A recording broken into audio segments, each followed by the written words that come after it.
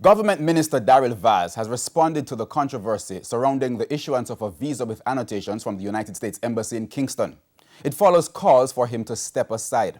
However, the Energy and Technology Minister reasons the developments are progressive and has instead publicly thanked the U.S. Embassy for their courtesy.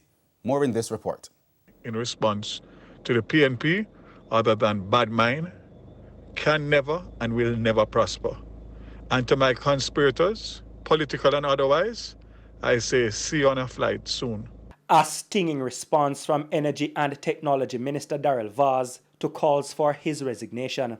The West Portland Member of Parliament is again in the spotlight after fresh developments about his visa became public.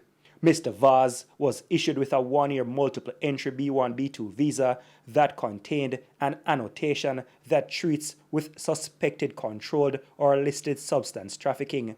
But Mr. Vaz has repeatedly denied any wrongdoing and said accusations made against him are baseless. I consider this recent development to be both progressive and positive and a step in the right direction. And I would like to extend my appreciation for the courtesies that have been extended by the U.S. Embassy in Kingston, Jamaica. Mr. Vaz also insisted that he has been very transparent on the matter. When my visa was revoked, I made a statement and committed to the people of Jamaica that I would keep them informed on the progress of my appeal.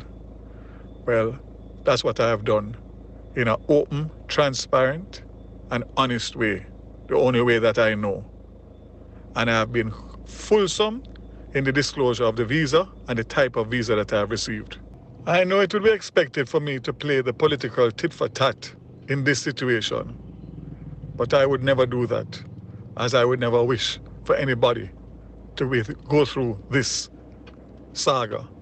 In the meantime, a twist was added to the developing saga with claims from former United States Ambassador to Jamaica Donald Tapia claiming that the annotation in Mr. Vaz's visa is part of an effort by the United States government to cover up its wrong against Mr. Vaz. Mr. Tapia made the claims during an interview with the Sunday Gleaner.